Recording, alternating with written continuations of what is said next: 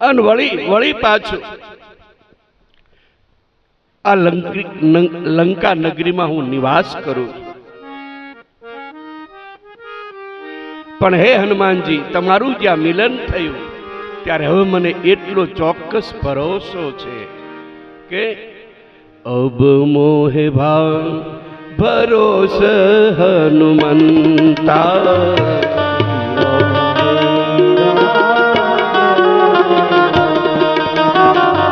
अब मोहे भाव भरोस हनुमंता,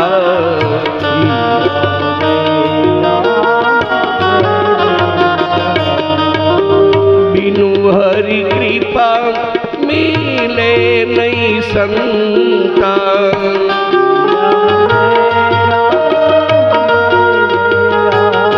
हे हनुमानजी, તમે સંત છો, बिनु हरि कृपा मिले नहीं संता. जो प्रभुनी कृपा होय ने तो संतना दर्शन थाय.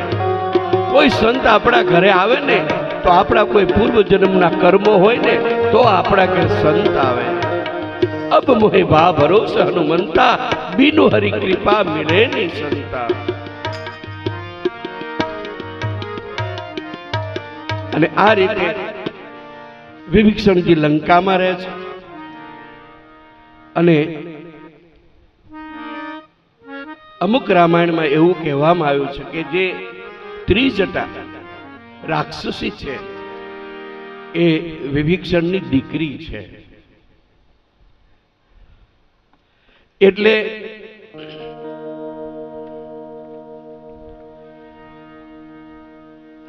એ જે ત્રિજટા છે, જાનકી જે અશોક વૃક્ષની નીચે બેઠા છે,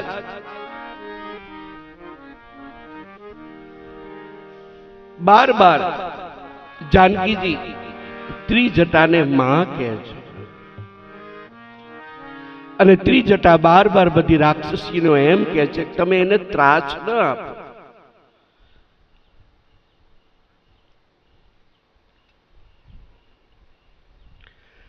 ત્યારે વિભીષણજી એમ કહે છે કે હવે મને સંતના દર્શન થયા ને એટલે પ્રભુ રામ મારી ઉપર કૃપા કરશે. મેં જાનકીજીનું દર્શન કર્યું છે એટલે પ્રભુ રામ મારી ઉપર કૃપા કરશે. ત્યારે હનુમાનજી કે પ્રભુ રામ તારી ઉપર કૃપા નહીં કરે, તમારી ઉપર કૃપા નહીં કરે. વિભીષણજી સ્તબ્ધ બની ગયા. તમે શું કહેવા માંગો? હા, પ્રભુ હનુમાનજી એમ કે છે કે હે વિભીષણ, ખાલી તું રામ રામ કરે રાખે છે, રામનું કાર્ય નથી કરતો. અને આજે આપણે સપ્તાહનું જે આયોજન કર્યું છે કથાનું, એ રામ કાર્ય કહેવાય. કારણ કે જે આયોજકોને જે વિચાર આવ્યો કે આપણે બધાને ચૈત્ર મહિનામાં આપણી જે સોસાયટી છે એમાંથી થોડોક જો સત્સંગ સાંભળે ને તો એ લોકો ભક્તિ તરફ કાંઈક વળે, આવો જે વિચાર આવ્યો એ બહુ અતિ સુંદર કહેવાય વિચાર. અને આવા નવા કાર્યો તમે કરતા રહો તો ચોક્કસ લોકો છે ને એ ભક્તિના માર્ગ તરફ ચોક્કસ વળે.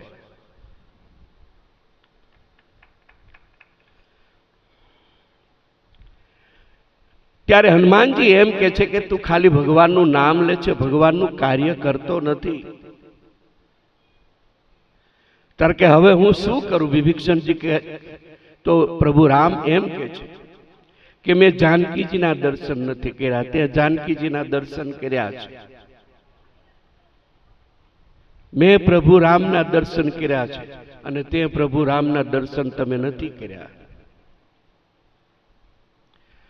તો તમે મને જાનકીજી ક્યાં છે એ મને રસ્તો બતાવો. એટલે જાનકીજી પાસે જઈ અને હું જાનકીજીનું વંદન કરું.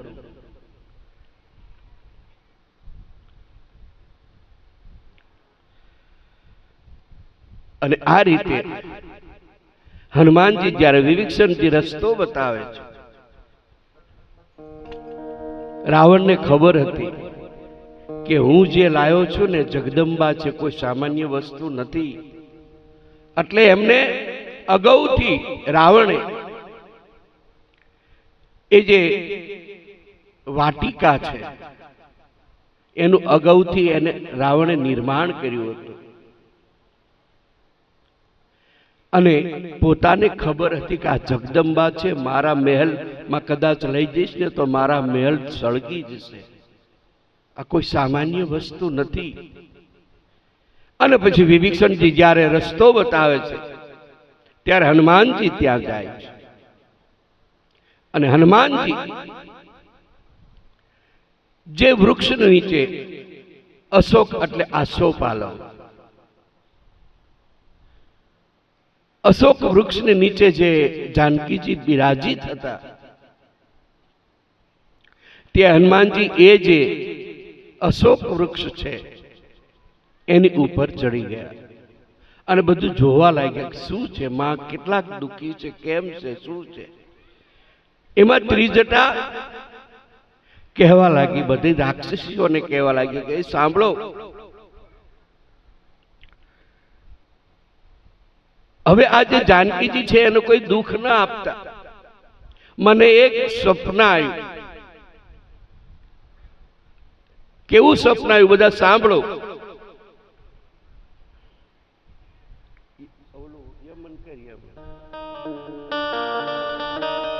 સપને વાનર લંકા જારી,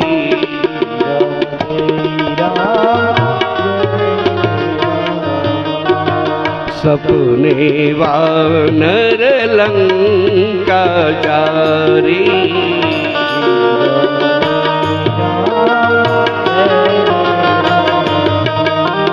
जातु दान सेना सब मारी,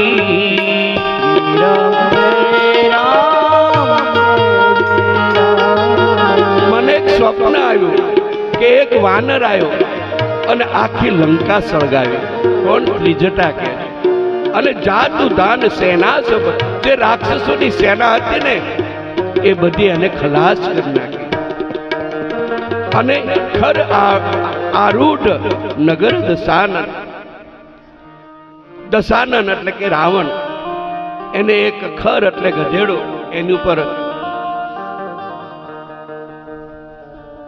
અવળા મોઢે એની ઉપર બેસાડવામાં આવ્યા. અને પછી એનું જે શીશ છે એ મુંડિત કરવામાં આવ્યું અને અવળા ગધાડે આખા લંકામાં રાવણને ફેરવામાં આવ્યો. આવું મને સ્વપ્ન આવ્યું છે. હનુમાનજી ઝાડ ઉપર બેઠા છે, સાંભળે છે. હનુમાનજી વિચાર કરે છે કે આ કોઈ હરિની પ્રેરણા હોય એવું મને લાગે છે, કારણ કે ભગવાને મને કીધું નથી કે તું લંકા બાળીને આવજે. પણ આ જે ત્રિજટાને કાંઈક સપનું આવ્યું છે ને એ કાંઈક હરિની કૃપા હશે, પ્રભુની કૃપા હશે, રામની કૃપા હશે. એટલે મને આ જે સ્વપ્ન છે એ કાંઈક કહેવા માંગે છે. અને પછી ત્રિજટા એમ કે છે જો મને આવું સ્વપ્ન આવ્યું હોય તો આપણે જાનકીજીને આપણે દુઃખ ન દેવાય, તમે બધા દૂર જતા રહો. અને પછી જે રાક્ષસીઓ જે જાનકીજીને દુઃખ આપતા હતા એ બધા ત્યાંથી જતા રહ્યા. અને ત્રિજટા પણ ત્યાંથી દૂર જતા રહ્યા. એમાં ઉપર હનુમાનજી છે, નીચે જાનકીજી બિરાજિત છે.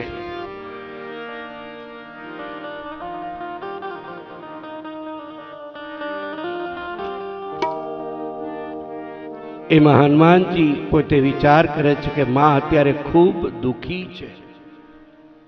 જો આપણને રામાયણ શીખવાડે છે કે તમારે બહુ દુઃખ હોય ને, બહેનો માતાઓ અહીંથી એટલું શીખીને જાજો કે કદાચ તમારે દુઃખ હોય, હું નથી કહેતો કે તમારે દુઃખ હોય, ભગવાન એવું ન કરે, બધાને સુખ સંપત્તિને ખૂબ આનંદ કરો. હું એવા જ આશીર્વાદ આપી અને અહીંથી જવાનું. બધા આનંદ કરો. કોઈની સાથે ન બોલતા હોય તો સામેથી એને બોલાવજો. કારણ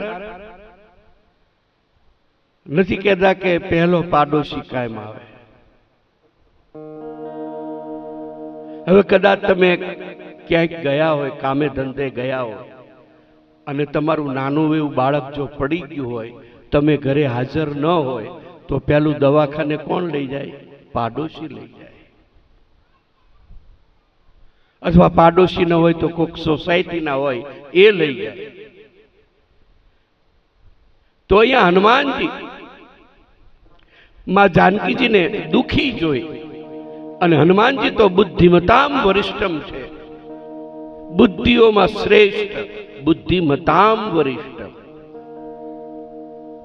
એટલે હનુમાનજી પોતે વિચાર કરે છે કે દુઃખને જો ટાળવાનું કામ કરતું હોય કોઈ એવું તો એ રામ કથા છે. બસ બહેનો, તમારે એટલું જ વિચારવાનું કે જાનકીજી મહાપટરાણી હતા. આગળ આપણે કથામાં આવ્યું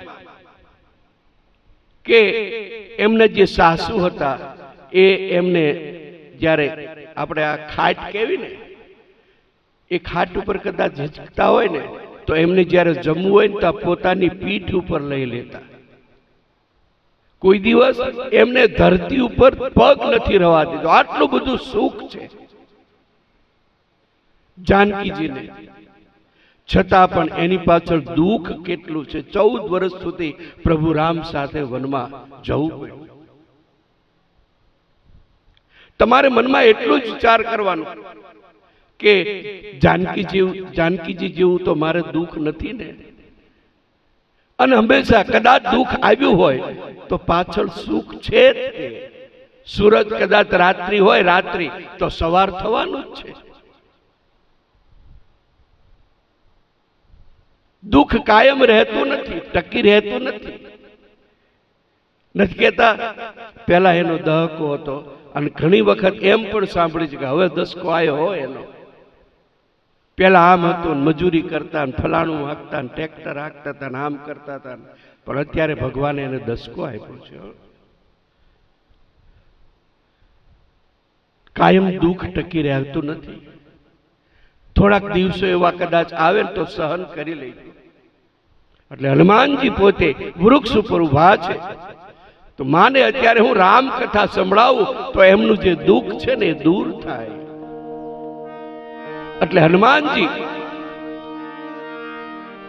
પહેલી કથા હનુમાનજીએ વૃક્ષ ઉપર જાનકીજીને કથા સંભળાવી, અને હનુમાનજી કથાનો પ્રારંભ કરે છે. राम कहानी सुनो रे राम कहानी। श्री राम जय जय राम, श्री राम जय जय राम, श्री राम जय राम, श्री राम जय राम। कहत सुनात आवे अखियों में पानी, राम कहानी सुनो रे राम कहानी। राम कहानी सुनो रे राम कहानी। दशरथ के राज दुलारे, कौशल्या के आंख के तारे। दशरथ के राज दुलारे, कौशल्या के आंख के तारे। वे सूर्य वंश के सूरज, रघुवर के उजियारे। सूर्य वंश के सूरज, रघुवंश के उजियारे। राजीव नयन बोले, राजीव नयन बोले मधुबन वाणी। राम कहानी सुनो रे राम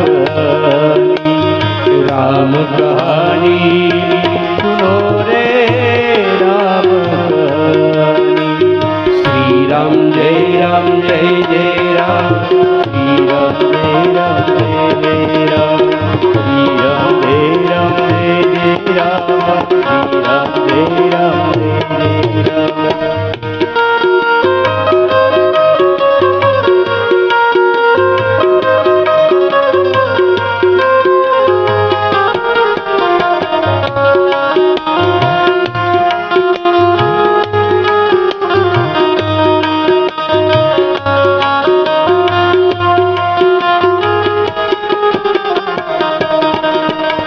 धनुष भंग करके ले आया सीतावर के। शिव धनुष भंग करके ले आया सीतावर के। घर त्याग भये बनवासी पितृ की आज्ञा धर के। त्याग भये बनवासी पितृ आज्ञा सिर धर के। लखन सिया संग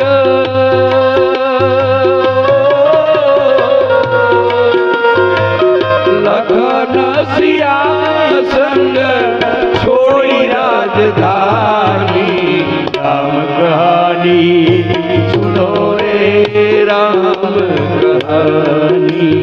राम कहानी सुनो रे राम कहानी।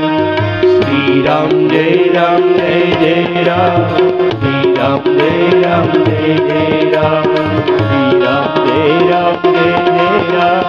श्री राम जय राम जय राम। जय श्री राम।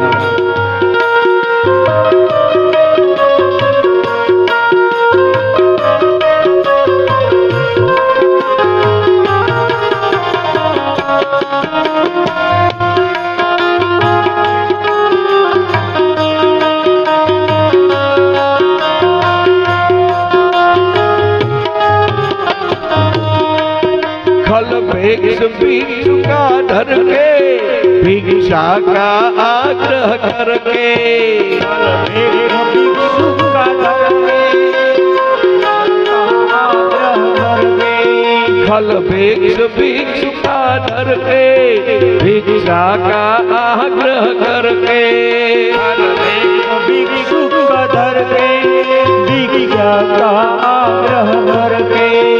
उस रावण खल बल करके ले आया सीता हर के। रावण खल बल करके ले आया सीता हर के। बड़ा दुख पावे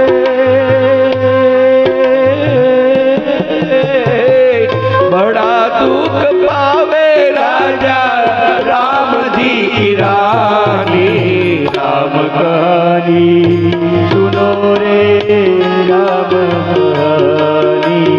राम कहानी सुनो रे राम कहानी। श्री राम जय राम जय राम। श्री राम जय राम जय राम। श्री राम जय राम जय राम। श्री राम जय राम जय जय श्री राम।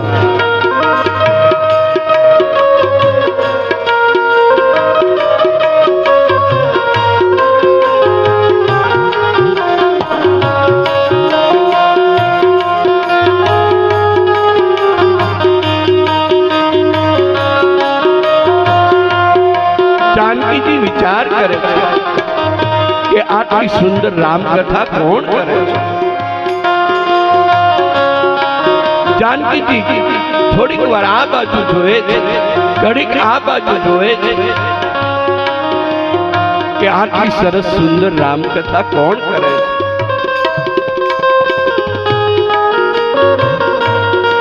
અને વળી પાછા હનુમાનજી કહે છે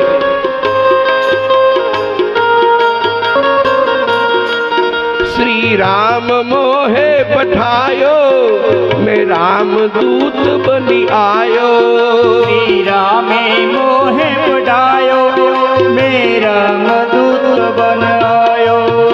श्री राम मोहे पठायो मैं राम दूत बनी आयो। श्री रामे मोहे पठायो मैं राम दूत बन आयो। सीता मात की दास सेवा में रघुबर का संदेश लायो। मात की सेवा में रघुवर का संदेश लायो और संग लायो।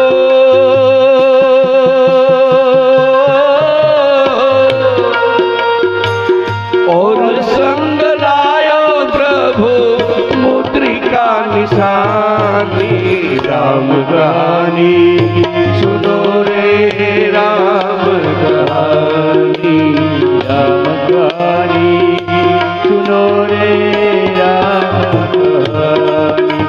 श्री राम जय राम जय जय राम। श्री राम जय राम जय जय राम। श्री राम जय राम जय जय राम। श्री राम जय राम जय जय राम। श्री राम जय राम जय जय राम। श्री राम जय राम जय जय राम। श्री राम जय राम जय जय राम। श्री राम जय राम जय जय।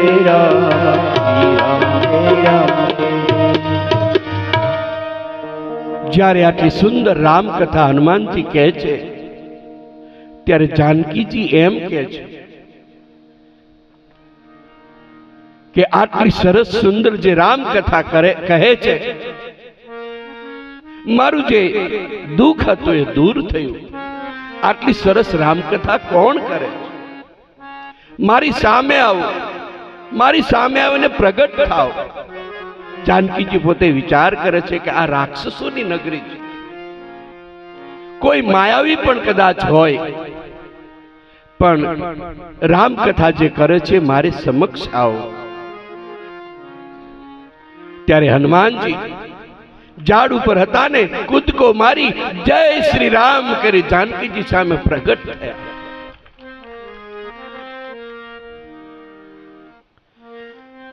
અને જાનકીજી જ્યારે હનુમાનજીનું મુખ જોયું ને તો જાનકીજીએ મુખ ફેરવી લીધું.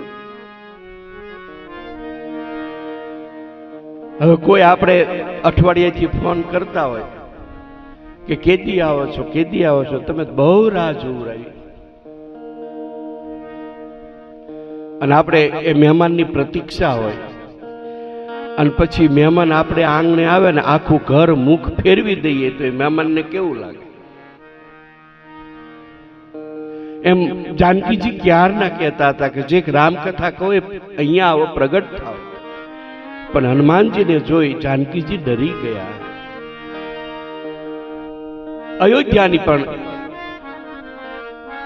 જ્યારે લગ્ન કરી અને જાનકીજી આવ્યા તો વાનરનું એમને કોઈ ચિત્ર બતાવવામાં આવે તો જાનકીજી ડરતા હતા. આવું જીવન જાનકીજીનું હતું.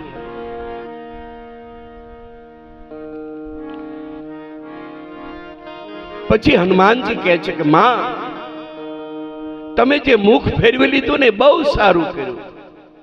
કારણ કે જે રામ કથા કરે ને એનું મુખ જોવાનું ન હોય, પણ જે કથા હોય ને એની સામું જોવાનું હોય. પ્રભુ રામની જે કથા છે એ ખૂબ ગાઢ છે, ઊંડી છે. તમે સાંભળો ને તો તમે રામમય બની જાઓ.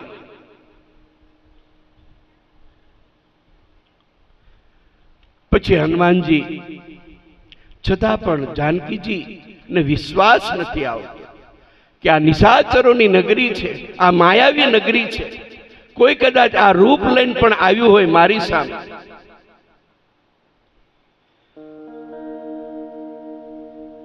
હનુમાનજી કે માં, હું રામદૂત છું, પ્રભુ રામે મને મોકલ્યો છે, અને એ જે મુદ્રિકા હતી એ પ્રભુ રામે હનુમાનજીને આપેલી હતી કે કદાચ જાનકીજી માને ન માને તો તમે આ મુદ્રિકા આપજો, એટલે ચોક્કસ માની જશે કે નહીં પ્રભુ રામે આ રામદૂતને મોકલ્યો છે. એટલે નિશાની આપી હતી હનુમાનજી. પણ છતાં જાનકીજીને વિશ્વાસ નથી આવતો, કારણ વળી પાછા કદાચ માયાવી હશે, કોઈ આવી બનાવી હશે, કારણ કે આ નિશાચરની નગરી છે. પણ વળી પાછો હવે વિચાર આવે છે કે આ જે મુદ્રિકા છે એ મુદ્રિકા માયાથી રચી ન જાય, માયાથી ન બની શકે. આ તો પ્રભુ રામની, જે મેં કેવટ પ્રસંગમાં પ્રભુ રામને જે મેં આપેલી હતી એ મુદ્રિકા છે.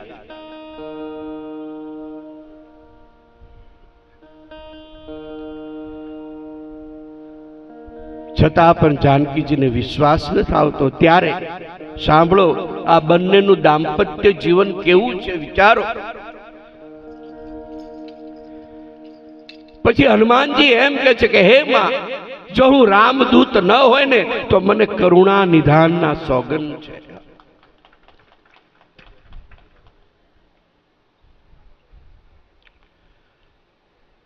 આ જે શબ્દ છે કરુણા નિધાન, જ્યારે બંને પતિ પત્ની એકલા હોય ત્યારે જાનકીજી હંમેશા પ્રભુ રામને કરુણા નિધાન શબ્દથી બોલાવતા.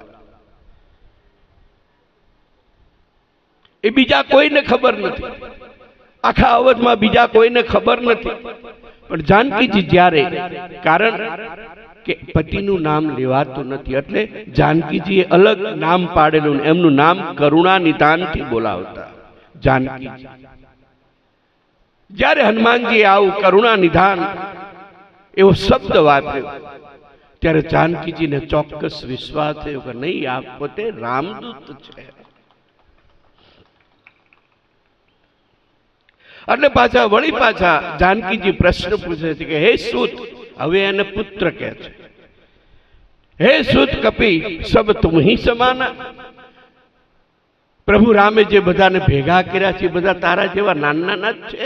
અહીંયા તો મોટા નિશાચરો છે, અહીં મોટા મોટા રાક્ષસો છે. ત્યારે હનુમાનજી પોતે વિચાર કરવાનો કે હું માં આગળ કઈ રીતે મોટો થાવ. પણ જો માને વિશ્વાસ આવે એ માટે હનુમાનજીએ પછી શું કર્યું, કનક ભૂદરાકાર શરીરા. હનુમાનજીએ જે પોતાનું રૂપ હતું ને એ મોટું પર્વત જેવું કરી નાખ્યું. સમર ભયંકર અતિબલ બીરા. જ્યારે મોટું પર્વત જેવું રૂપ કર્યું ત્યારે જાનકીજી કે બસ બસ હવે હતો ને એવો ને એવો થઈ જાય.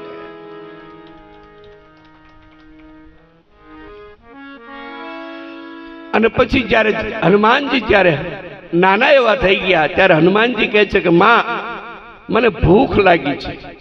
બસ કેવી ભૂખ લાગી ખબર છે? એમ કે આ જે અશોક વાટિકા છે એમાં જે સુંદર સુંદર ફળ લાગેલા છે એ ફળ જોઈને મને ભૂખ લાગી. કારણ એ અશોક વાટિકાની અંદર ઋતુ કુઋતુના ફળ આવતા હતા. ઋતુ કુઋતુના એટલે તમે સમજો, જાંબુડા ક્યારે આવે? ચોમાસામાં. તો આ જે અશોક વાટિકામાં હતી ઋતુ કુઋતુના ફળ આવતા. તમારે શિયાળામાં જાંબુડા ખાવા હોય ને તોય તમને ત્યાંથી મળે. એ આખી જે અશોક વાટિકા હતી એ રાવણે માં જાનકી માટે નિર્માણ કરી રાખી હતી. અને બીજું કે એ અશોક વાટિકાની અંદર પુરુષને નો એન્ટ્રી, પુરુષને કોઈને પ્રવેશ કરવાનો નહીં.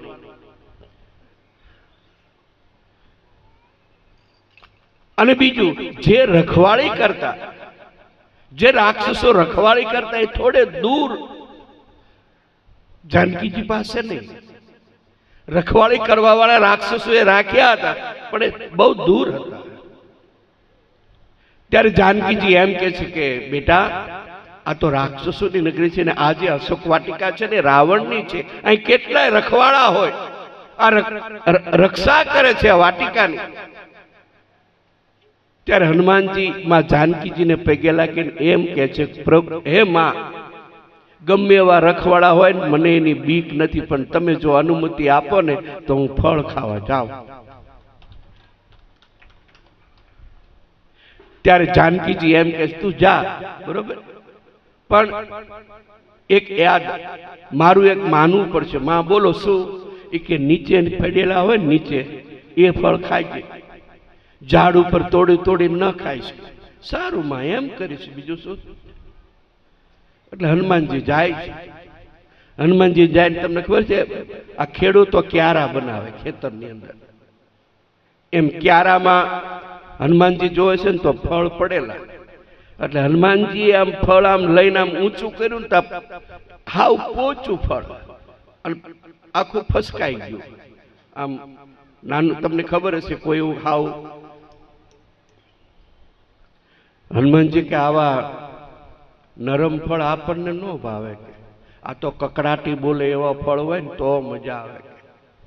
હનુમાનજી વિચાર કરો, હવે શું કરું? માએ એમ કીધું કે નીચે ફળ પડ્યા હોય ને ઈ તું ખાઈજે, ઉપર ફળ વૃક્ષો ઉપર તો કેવા સરસ સરસ, પણ માની આજ્ઞાનું પાલન કરવું પડે. શું કરવું? પછી હનુમાનજી એક વૃક્ષની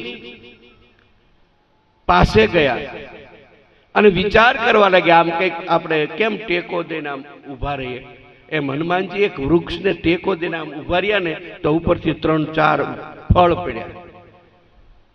આ તો બુદ્ધિમતા વરિષ્ઠ. હનુમાનજી વિચાર કરો માંડ્યા કે આ તો બહુ સારું, કે જો કારણ કે પાકા પાકા ફળ હોય ને તમે સહેજ હલાવો ને એટલે તરત નીચે પડે. હનુમાનજી કે આ બહુ સરસ કહેવાય. એટલે હનુમાનજી શું કરવા માંડ્યા, એક વૃક્ષ પાસે જાય ને આખું વૃક્ષને હલાવે એટલે ઉપરથી ફળ પડે અને હનુમાનજી ખાવા લાગે. હનુમાનજી કે હજી પાકા છે, હજી નથી મજા આવતી, તો પણ થોડેક કકડાટી બોલે એવા હોય ને તો મજા આવે. એટલે હનુમાનજી શું કરે છે, એક વૃક્ષને પોતાને આમ મૂળમાંથી ઉખેડી અને જમીન ઉપર ખંખેરે છે. આખા વૃક્ષને મૂળમાંથી ઉપાડી અને જમીન ઉપર ખંખેરે. એમાં જે સારા સારા વૃક્ષો હોય ને, જે ફળ હોય ને, હનુમાનજી આરોગ્ય છે. વળી પાછું એ વૃક્ષ નીચે મૂકી દે, વળી પાછા બીજા વૃક્ષ પાસે જાય, કારણ કે અનેક જાતના ત્યાં ફળ ફૂલ હતા. અને આવું જ કાર્ય કર્યું ત્યારે જે અશોક વાટિકાના જે રક્ષકો હતા એ દોડ્યા અને હનુમાનજીએ શું કર્યું, જે વૃક્ષો ઉખાડ્યા હતા ને એ જે રક્ષેવાળો બધા આવ્યા ને, નિશાચરો, રાક્ષસો, હનુમાનજીને મારવા માટે, હનુમાનજીએ એ જે વૃક્ષ હતો ને એનેથી બધા એ જે રખેવાળો હતા ને એમને મારવા માંડ્યા. ત્યારે રખેવાળો એમ કર્યું કે અમને મારશો નહીં, અમને મારી ના નાખો. તો હનુમાનજી કે આ બાજુ એક બાજુ ઉભા રહ્યો, બધા એક બાજુ ઉભા રહ્યો, ઘણા હતા. એ કે તમારે જીવવું છે? ત્યારે કે હા. તો કે રામધૂન લેવા માંડો, શ્રી રામ જય રામ જય જય રામ, શ્રી રામ જય રામ જય જય રામ, શ્રી રામ જય રામ. વળી પાછા રાક્ષસો બધા રામધૂન લેવા લાગ્યા. તુલસીજી લખે, શિવ ભવાની કે છે, હે ભવાની. આ રીતે જે રક્ષેવાળો હતા, જે રક્ષકો હતા, એને હનુમાનજીએ ખૂબ માર્યા. એમાંથી એક જે રખેવાળ હતો એ દોડી અને રાવણ પાસે ગયો અને કહેવા લાગ્યો કે હે પ્રભુ, એક એવો કપી એટલે કે વાનર આવ્યો છે અશોક વાટિકાની અંદર. નાથ એક આવા કપી ભારી, તેહી અશોક વાટિકા ઉજારી. ખાય સી ફલ અરુ બિપટ ઉબારે. ફળ ખાતો નથી પણ આખા વૃક્ષો ઉખાડી ઉખાડી નીચે ફેંકે છે. રક્ષક મરદી મરદી મહી ડારે. જે રક્ષકો હતા ને એને ચોળી ચોળીને મારી નાખે છે. એક રક્ષક જાય અને રાવણને ખબર આપે છે કે નાથ એક આવા કપી ભારી, બળવાન કપી છે, જે વાનર છે ને બહુ બળવાન છે, આખી અશોક વાટિકા ઉજ્જડ કરી નાખી છે. પછી રાવણે એનો જે પુત્ર હતો એનું નામ હતું અક્ષય કુમાર.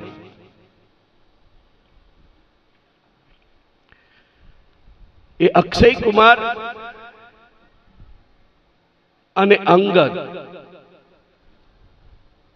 બે એક જ નિશાળમાં ભણતા હતા. અંગદજી અને અક્ષય કુમાર. એટલે અંગદજી શું કરતા, ક્યારેક ક્યારેક અક્ષય કુમારને ખૂબ મારતા એટલે અક્ષય કુમાર જે ગુરુ હોય ને એને ફરિયાદ કરે કે આ હનુમાનજી છે ને મને બહુ મારે છે. તો પછી ગુરુજીએ એમ કીધું કે અક્ષય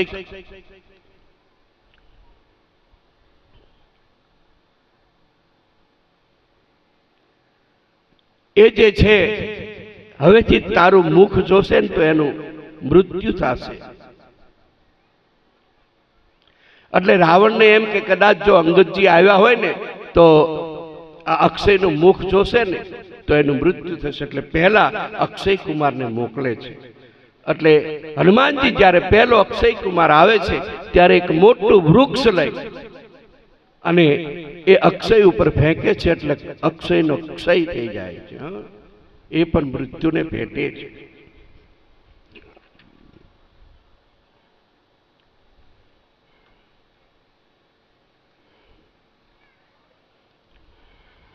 અને પછી રાવણ પોતે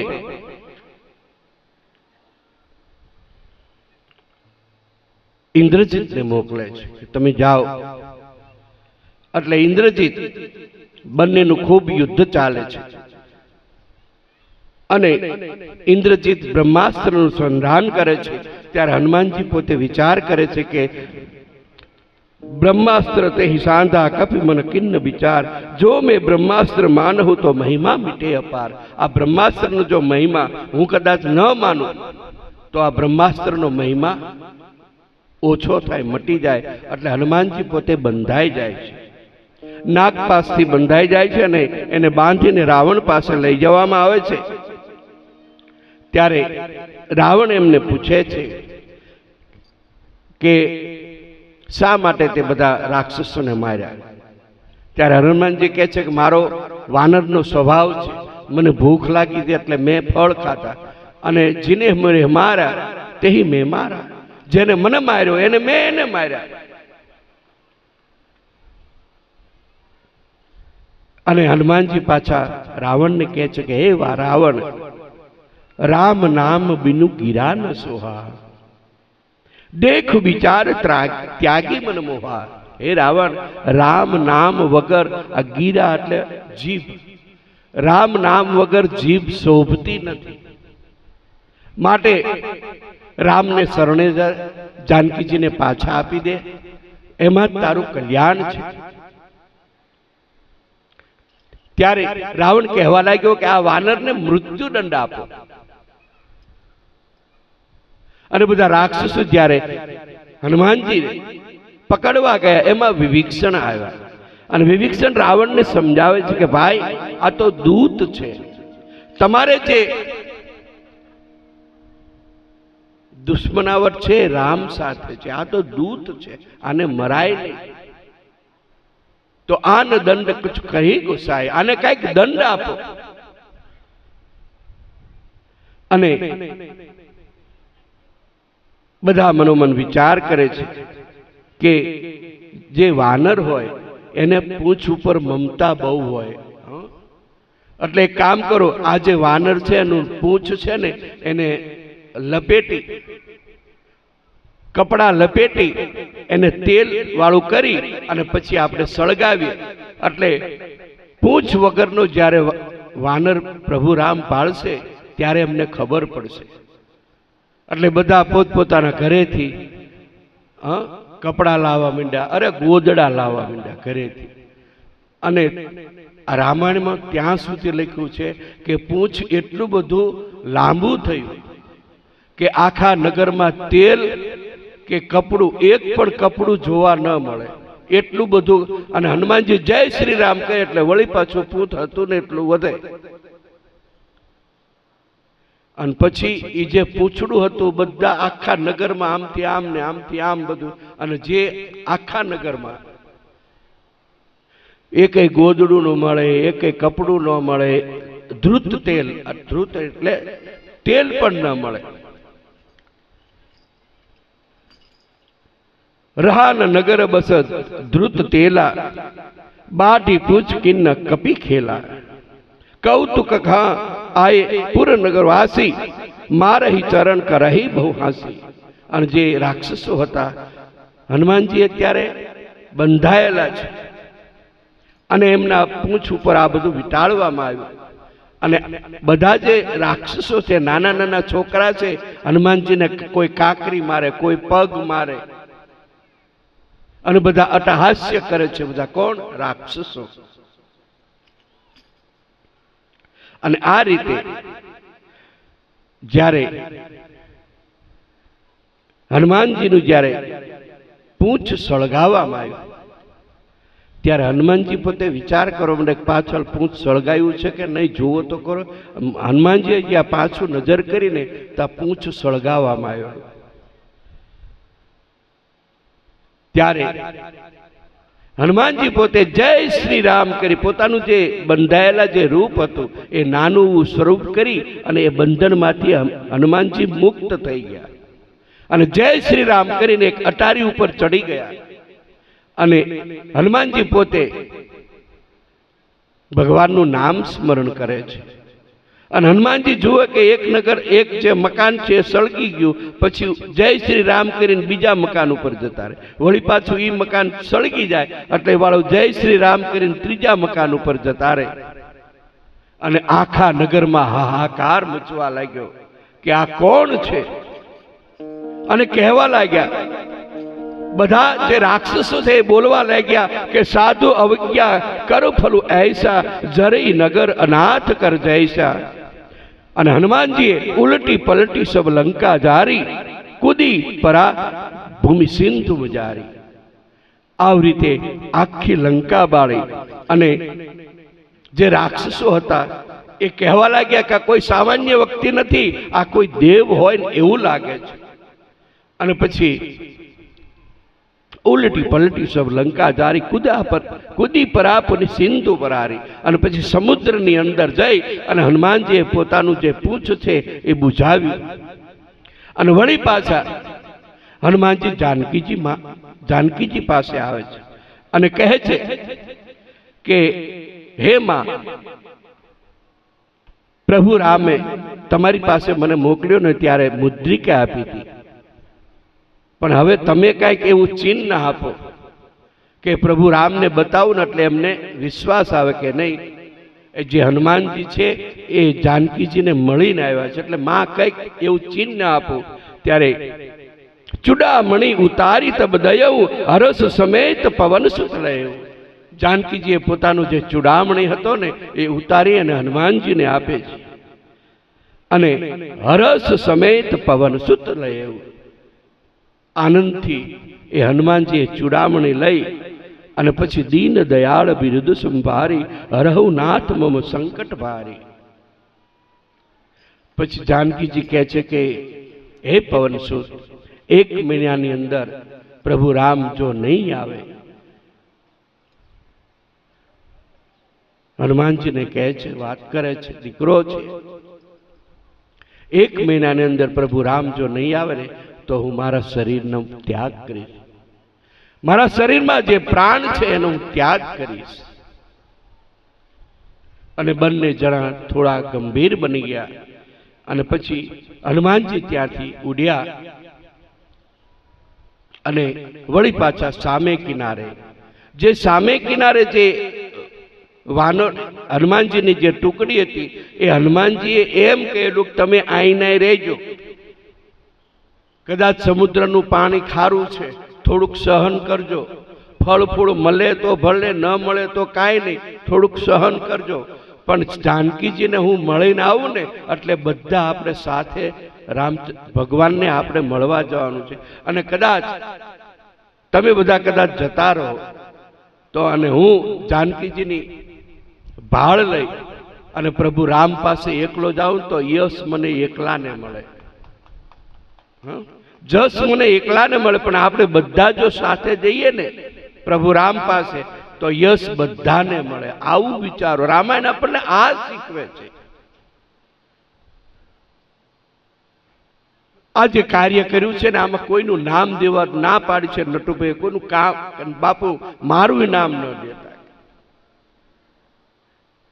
આ જે બધો જે છે ને અમારે 30 જણાની જે સભ્યો છે, 30 જણાની સભ્ય, આ બધું એમનું કાર્ય છે. હા, અને હકીકતમાં એ સાચી વાત છે. એકલા હાથથી તાળી પડે નહીં. ભલે પૈસો હોય, તમારી પાસે બધું હોય, ધન સંપત્તિ બધું હોય, પણ કંઈક કાર્ય કરવું હોય ને તો બધાની જરૂર પડે. ભલે આગળ ચલાવવાળો એક માણસ હોય, બરોબર છે, પણ તમારા સભ્યો વિના આ કાર્ય ન થાય. બધાની જરૂર પડે એટલે યશ બધાને મળે. એકલાને યશ ન મળે, બધાને યશ મળે.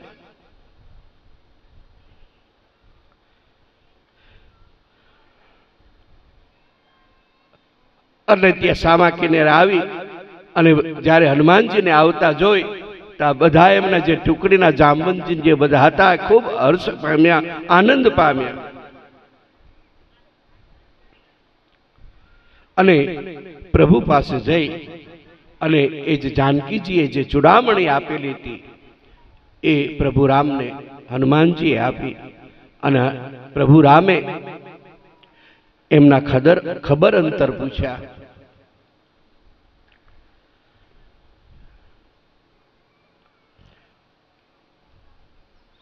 જે સીતાજીની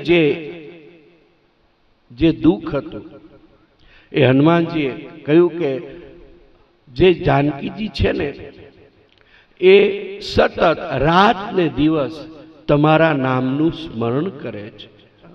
એક મિનિટ પણ રામ નામ લીધા વગર એક મિનિટ પણ એમને ચેન નથી પડતું. અને હે પ્રભુ, મારી માએ એમ કહ્યું છે કે 1 મહિનાની અંદર નહીં આવે તો હું મારા શરીરમાં જે પ્રાણ છે એનો ત્યાગ કરીશ. જ્યારે હનુમાનજી આવું કહ્યું ને ત્યારે પ્રભુની આંખમાં અશ્રુ આવી ગયા. આંખમાં. આ બાજુ રાવણ સભા ભરીને બેઠો છે અને વિભીષણનું જ્યારે આગમન થયું ત્યારે વિભીષણ કહેવા લાગ્યા કે હે રાવણ, હે મોટા ભાઈ, તમે સાંભળો, તમારી સાથે જે દુશ્મનાવટ છે એ કોઈ સામાન્ય વ્યક્તિ નથી, પોતે બ્રહ્મ છે, પોતે ઈશ્વર છે. અને કદાચ તમે એની સાથે મિત્રતા નહીં કરો તો આપણા કુળનો આખો નાશ થઈ જશે. માટે આવું ન કરો. જાનકીજીને પાછા સોંપી દો અને પ્રભુ રામ પાસે તમે માફી માંગી લો. જ્યારે વિભીષણને આવું જ્યારે ભાષણ સાંભળી રાવણે વિભીષણને એક લાત મારે છે, પગની લાત મારે છે અને કહે છે કે પેલા વાનરને મૃત્યુદંડ આપવાનો હતો ત્યારે તમે જ કહ્યું હતું કે આન કાન કચકી કરહી ગોસાઈ, દંડ આપો આને. અને આખી લંકા સળગાવીને જતો રહ્યો. માટે તમે રામના જો વખાણ કરતા હોય, વિભીષણને કહે છે તો તમે રામ પાસે જતા રહો, જાઓ, મારે તમારું કોઈ કામ નથી. અને પછી વિભીષણ પોતે એ સમુદ્ર માર્ગે ઉડ્ડયન કરીને પ્રભુ રામ પાસે જાય છે. અને જે વાનરો છે એ બધા વિચાર કરે છે કે કોઈ નિશાચરી, કોઈ રાક્ષસ આવે છે.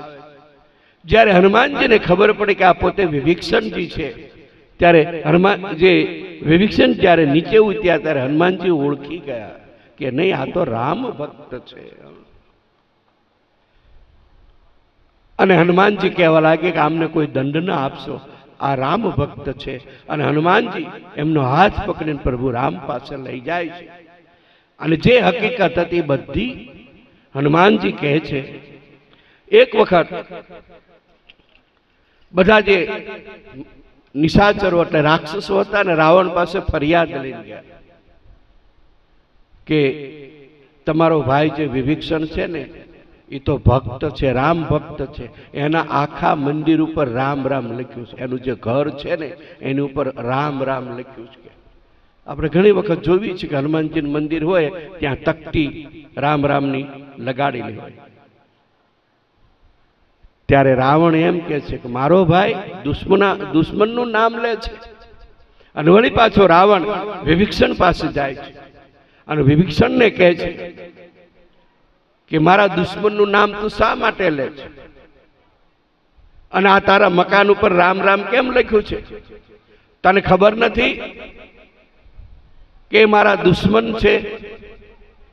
ત્યારે વિભીષણ આવે છે અને કહે છે, હાથ જોડીને કહે છે કે તમે હજી સમજ્યા નહીં, તમારી સમજવામાં થોડીક ભૂલ છે. તો રાવણ કે કઈ રીતે? આ ચોખ્ખું લખ્યું છે રામ રામ રામ, આખા મકાન ઉપર તે લખ્યું છે. તા કે સાંભળો, હું પેલો જે અક્ષર છે ને રા એટલે રાવણ, પેલો અક્ષર સાંભળજો, રા એટલે રાવણ, અને મ બીજો છે ને મ એટલે મારી માં જે ભાભી છે ને, મ એટલે મંદોદરી.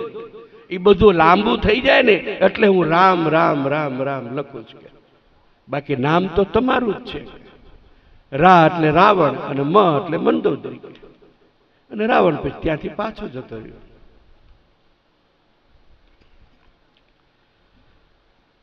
શ્રી રામ જય રામ જય જય રામ,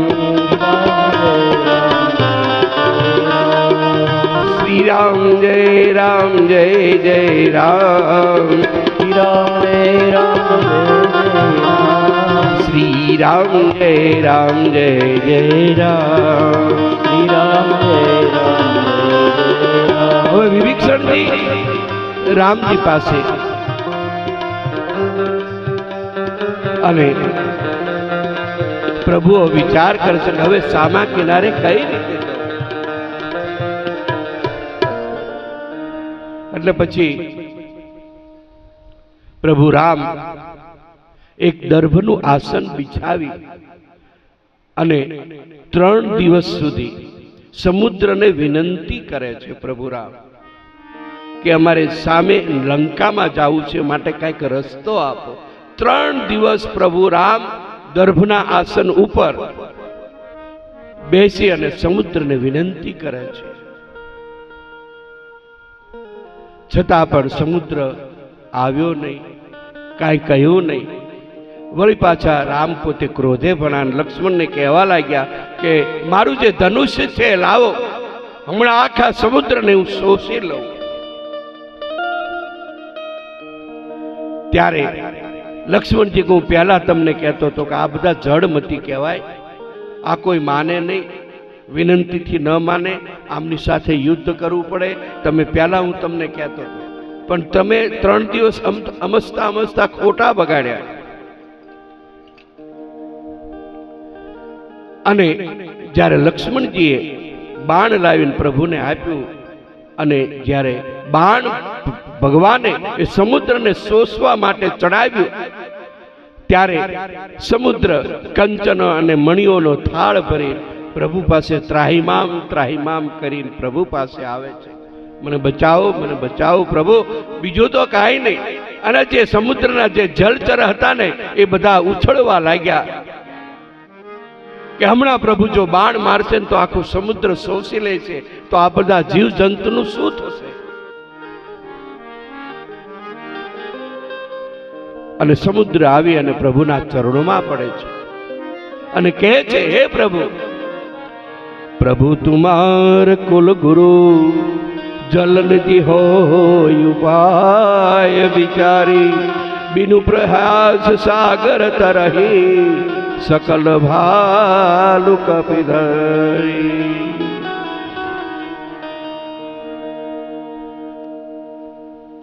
સમુદ્ર એમ કે છે ભગવાનને, પ્રભુ એક કામ કરો, આની ઉપર તમે સેતુ બનાવો. આ જે સમુદ્ર છે એની ઉપર તમે સેતુ બનાવો. અને બીજું, નલ અને નીલ, તમારી પાસે જે નલ અને નીલ છે એમને ભગવાનનું વરદાન છે કે કોઈ પણ વસ્તુ જો પાણીની અંદર નાખે ને તો એ તરે છે. કદાચ પથ્થર ઉપર રામ નામ લખીને કદાચ જો સમુદ્રની અંદર નાખે ને તો એ પથ્થર તરવા લાગે. માટે હે પ્રભુ,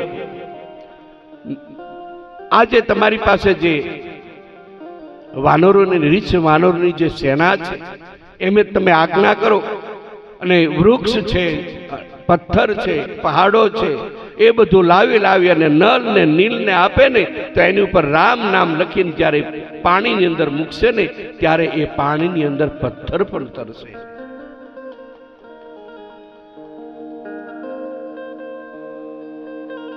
અને આ રીતે બધા જે રીછ વાનરો છે, મોટા મોટા પર્વતો, મોટા મોટા વૃક્ષો લાવી અને નલ નીલને આપે છે. અને નલ અને નીલ એની ઉપર રામ લખીને જ્યારે પથ્થર મૂકે ને પાણીની અંદર, અને સમુદ્ર એમ કહે છે પ્રભુ તમે સેતુ બનાવો ને ત્યારે હું પણ તમને થોડુંક મદદ કરીશ. કેમ કે પથ્થર જ્યારે તરે ને વળી પાછો એક પથ્થર મૂકો તો દૂર જતો રહે, વળી પાછા રામ નામ લખીને નલ નીલ ને બીજો પથ્થર મૂકે તો એ પાણીમાં તરીને દૂર જતો રહે. માટે હું થોડુંક તમને મદદ કરીશ કે આખો જે પુલ બને ને એ પથ્થરને હું દૂર નહીં જવા દઉં. અને આ રીતે પ્રભુ રામ પોતે એ સમુદ્ર ઉપર સેતુ બનાવે છે. અને અમુક રામાયણમાં એમ લખ્યું છે કે એક નાની એવી ખિસકોલી એ શું કરતી કે પોતે રેતીની અંદર આળોટી, પાણીવાળી પેલા બને અને પછી રેતીમાં આળોટી અને જે પુલ બનાવતા ત્યાં જે નામ વળી પાછી પોતાનું જે શરીર છે ને એમાં જે રેતી ચોટી હોય ને પુલ ઉપર એ નાખે, વળી પાછી પાણીવાળું શરીર કરીને રેતીમાં આળોટી અને વળી પાછું પુલ જે બનતો હોય ત્યાં જાય ને પોતે જે રેતી હોય ને પ્રભુ રામની જ્યારે નજર પડે ત્યારે ખિસકોલી ઉપર આમ હાથ ફેરવે છે. તો તમે ખિસકોલી ઉપર જોજો, એની ઉપર લીટા છે, એ પ્રભુ રામના છે. જો નાનામાં નાનો જીવ પ્રભુ રામમય હોય તો આપણે પણ રામમય બનવું પડે. અને આ રીતે સેતુ તૈયાર થયો. આ બાજુ જ્યારે રાક્ષસોને ખબર પડી કે પ્રભુએ રામજીએ પાણી ઉપર સેતુ બનાવ્યો છે અને બધા રાક્ષસો વિચાર કરવા લાગ્યા કે આ કોઈ સામાન્ય વ્યક્તિ નથી, ભગવાન પોતે છે અને ભગવાન સિવાય આવું કાર્ય ન થઈ શકે. ત્યારે રાવણને એમ થયું કે આ બધા હવે ગભરાવાના છે, હવે એમને થોડુંક સાંત્વન દેવું પડશે, થોડુંક આશ્વાસન દેવું પડશે. એટલે રાવણ પોતે શું કરે છે, બધા જે રાક્ષસો હતા એને ભેગા કરે છે અને એમ કહે છે કે તમે સાંભળો રાક્ષસો, આવતીકાલે આપણે જે સરોવર છે ત્યાં હું મોટો એક પથ્થર લાવીશ અને પથ્થર જ્યારે રામ થોડાક એકલા રામ લખવાથી પથ્થર તરે, હું પણ પથ્થર તરાવીશ, મારામાં પણ એવી તાકાત છે.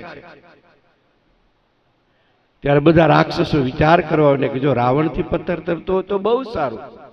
અને બીજી સવારમાં બધા ભેગા થયા અને જે સરોવરમાં હતા એ બધા લોકો જોવે છે, કુતૂહલ જોવે છે કે રાવણથી પથ્થર તરે છે કે કેમ. અને બધા જોવે એમ, ચાલુ એટલે આપી દો, પથ્થર તરે છે કેમ. એટલે રાવણે એક મોટો પથ્થર લીધો, કારણ કે બળવાન તો હતો, અને મોટો પથ્થર લઈ બધા રાક્ષસો જેમ જોવે એમ જ્યારે સરોવરમાં મૂક્યો ને ત્યારે પથ્થર તરવા લાગ્યો. અને બધા જે રાક્ષસો છે એ બધા આનંદમાં આવી ગયા કે પથ્થર તો અમારા રાવણ પણ તરાવે છે. રામથી થોડાક પથ્થર તરે. રાત્રિના સમયે જ્યારે રાવણ એ ખંડમાં આવે છે ત્યારે મંદોદરી પૂછે છે તમે તો આવું તે શું તમે કાર્ય કર્યું, તમારાથી કોઈ દિવસ પથ્થર તરે નહીં. મને વિચાર, કારણ કે તમારા વિચારો જ દૂષિત છે, તમારાથી કોઈ દિવસ પથ્થર તરે નહીં. પણ એવું તમે શું કર્યું કે તમે એ સરોવરની અંદર જ્યારે પથ્થર મૂક્યો ને ત્યારે તરવા લાગ્યો. રાવણ ઘડીક માનતો નથી, પછી કહે છે કે હે મંદોદરી સાંભળો, પથ્થર શું કામ તેરો એનો જવાબ હું તમને આપું છું, તમે બધા સાંભળજો.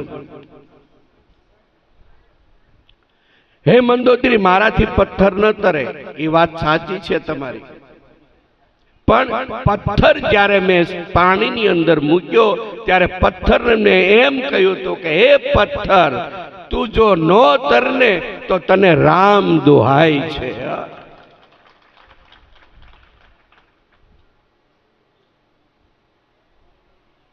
એટલા માટે પથ્થર તર્યો. મેં એને રામના સોગન આપ્યા. અને આ રીતે પ્રભુએ પોતે સમુદ્ર ઉપર પુલ બનાવી અને સામા કિનારે જાય છે.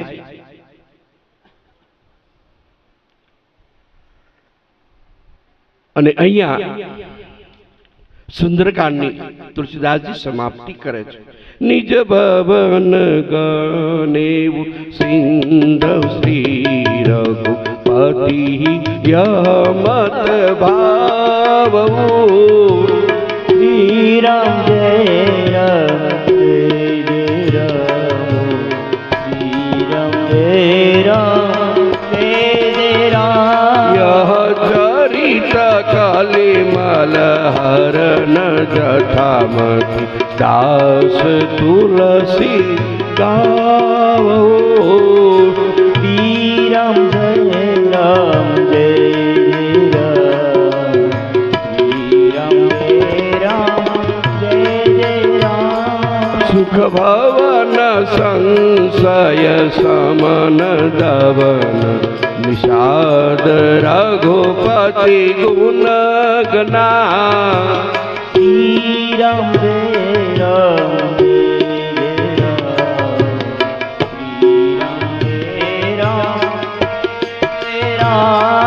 तजी सकल आस भरोस गावहि सुनहि संतत सठमना श्री राम जय राम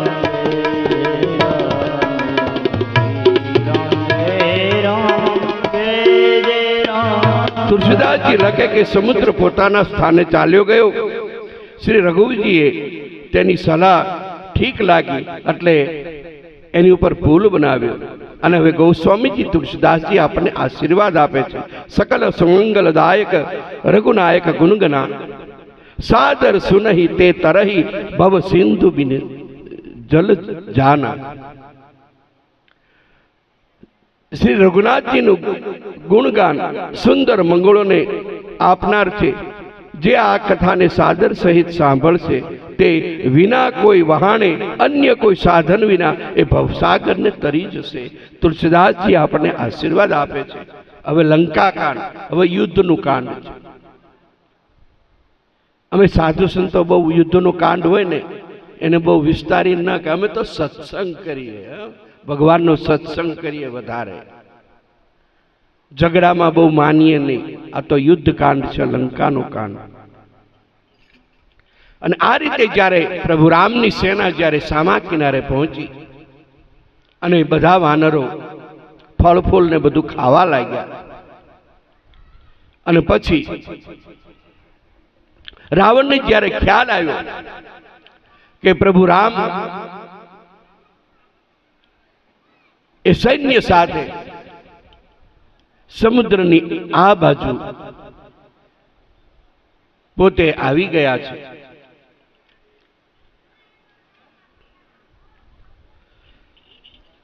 અને પ્રભુ રામ પોતે વિચારે છે અને કહે છે બધાને કે આ જે રમ્ય ધરણી છે, આ ધરા છે, મને અતિ સુંદર લાગે છે. એટલે મારા અહીંયા શિવજીનું સ્થાપન કરવું છે.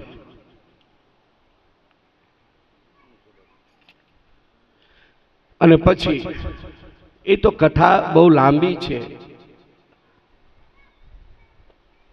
જે શિવજીનું સ્થાપન કર્યું એની કથા બહુ લાંબી છે, પણ સમયની પાબંદી હોવાથી ભગવાન પ્રભુએ ત્યાં શિવજીનું સ્થાપન કર્યું. હનુમાનજીને જ્યારે એક શિવલિંગ મોકલવામાં આવ્યા લેવા માટે, ત્યારે રાવણ પૂજા કરવામાં આવેલો. એ શિવલિંગની સ્થાપના કરવા માટે કોણ? પોતે રાવણ. અને રાવણ એમ કહે છે કે હે પ્રભુ, તમે શિવલિંગ લેવા તો હનુમાનજીને મોકલ્યા છે, પણ જો સમય ઉચિત જો શિવલિંગનું સ્થાપન નહીં થાય તો તમારે જે જસ મેળવો છે, વિજય મેળવો છે, એ તમે વિજય નહીં મેળવી શકો. ત્યારે એમને એક રેતીનું શિવલિંગ બનાવી અને શિવની સ્થાપના કરી.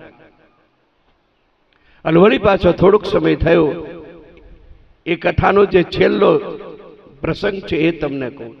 હનુમાનજી જ્યારે એ શિવલિંગ લઈને આવ્યા ત્યારે હનુમાનજી પોતે વિચાર કરવા કે હે પ્રભુ, તમે મને શિવલિંગ લેવા તો મોકલ્યો, પણ તમે શિવલિંગની સ્થાપના તો કરી નાખી. હવે અહીંયા આપણે કોઈ કાર્ય કરવું હોય, બરોબર, એમાં કોક માણસને આપણે ગામમાં મોકલ્યો, તમે જાઓ લઈ આવો, અને પછી ગામમાં લઈને આવ્યા હતા, એ કામ અહીં પૂરું થઈ ગયું હોય તો સામા માણસને એમ કહેવાય ને કે મને ગામમાં તો શું કામ મોકલ્યો, તો તમારે આઈને મળતું હતું તો શું મને ગામમાં મોકલવાનું? એમ હનુમાનજી પ્રભુ રામને કહે છે કે મને શિવલિંગ લેવા તમે મોકલ્યો હતો, તો પછી આ શિવલિંગની સ્થાપના કેમ કરી? ત્યારે પ્રભુ રામ હનુમાનજીને કહે છે કે હે હનુમાનજી સાંભળો, તમારી પૂંછની અંદર 10 હાથીઓનું બળ છે. ખાલી પૂંછમાં એમનું જે પૂંછડું હતું ને હનુમાનજીનું, એમાં 10,000 હાથીઓનું બળ હતું. તો પોતામાં કેટલી તાકાત હોય, વિચાર તો કરો. એટલે હે હનુમાનજી, તમે એક કામ કરો, અમે જે શિવલિંગ જે સ્થાપિત કર્યું છે એ તમારા પૂંછડું વીંટાળી અને શિવલિંગને, અને તમે જે શિવલિંગ લાવ્યા છો એનું સ્થાપન કરી નાખી. હનુમાનજી કે એ બરોબર. પછી હનુમાનજીએ પોતાનું જે શિવલિંગ હતું એનું ફરતું પોતે પૂંછ વીંટાળીને ત્યારે તાકાત કરી, પણ પ્રભુ રામનું જે સ્થાપિત કરેલું શિવલિંગ હોય એ ઉખડે? હનુમાનજીનો જે ગર્વ હતો ને એ ઓગળી ગયો. પછી કહેવા લાગ્યા, પ્રભુ હવે શું કરું? મને અભિમાન હતો, મને અભિમાન આવ્યું, મને માફ કરો, હવે આ શિવલિંગનું શું કરવું? ત્યારે પ્રભુ રામ કહે છે કે હે હનુમાનજી, તમે જે લાવ્યા છો એ શિવલિંગની આગળ આપણે સ્થાપના કરવી, એનું નામ હનુમંતેશ્વર લિંગ કહેવામાં આવશે, અને આ જે શિવલિંગ છે એનું નામ રામેશ્વર કહેવામાં આવશે. તમે કોઈ કદાચ ગયા હોય ત્યાં 2 શિવલિંગ છે, એક હનુમંતેશ્વર જે હનુમાનજી લાવ્યા હતા એ, અને એક રેતીનું બનાવેલું છે શિવલિંગ છે, એની 2 સ્થાપના છે. અને પ્રભુ પોતે હવે યુદ્ધ માટે તૈયાર થયા. રાવણે પણ 4 પ્રકારની, એમને જે 4 દ્વાર હતા, 4 પ્રકારની ટુકડીઓ બનાવી, અને રાવણે પણ પોતાના સહાયકો જે હતા એને કંઈક 4 જે દિશાઓ છે એને ઘેરી લ્યો. અને આ રીતે પ્રભુ રામના જે રીછ અને વાનર હતા એ પ્રભુ રામનો જય જયકાર કરતા હતા, અને રાવણનો જે રીછ અને વાનર હતા એ રાવણ પોતે શિવ ભક્ત હતો. એટલું બધું એની પાસે હતું, મેં તમને કથામાં કદાચ કહ્યું હોય કે ન કહ્યું હોય, રાવણ પાસે એટલી બધી સિદ્ધિ હતી કે જ્યારે રાવણને શિવની પૂજા કરવી હોય ને ત્યાં શિવજી પોતે લંકામાં આવતા. બોલો. અને શિવજી રાવણને કહેતા કે તાર પૂજા કરવી હોય ને તો કરી લે. તો રાવણ શું કહેતો, મારે બીજું પૂજન અત્યારે ચાલુ છે, તમે ઘડીક ઉભા રહ્યો. આટલી બધું, પણ એને જે પ્રાપ્ત કર્યું હતું, એને જે તપથી પ્રાપ્ત કર્યું હતું એ એને સારા રસ્તે ન વાપર્યું, ખોટા રસ્તે વાપર્યું, તાંત્રિક રસ્તે વાપર્યું, પોતાના માટે વાપર્યું. પણ તમને કોઈ સિદ્ધિ મળી હોય ને તો તમે એનો પરોપકાર બીજાના માટે, ભલા માટે, બીજાના ભલા માટે તમે વાપરો ને એનું નામ સિદ્ધિ કહેવાય. પોતાના ભલા માટે, પોતાના સ્વાર્થ માટે કોઈ દિવસ સિદ્ધિ પ્રાપ્ત ન કરાય. બીજાના કલ્યાણ માટે, કોઈ પણ સિદ્ધિ તમે પ્રાપ્ત કરો તો એ ટકી રહે, બાકી તમારા સ્વાર્થ માટે કોઈ પણ સિદ્ધિ પ્રાપ્ત કરો ને ન ટકે. અને આ રીતે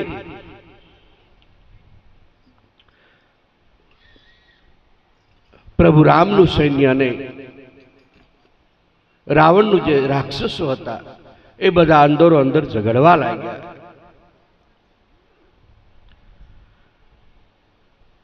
હજી ઝઘડવાની તૈયારી છે ત્યારે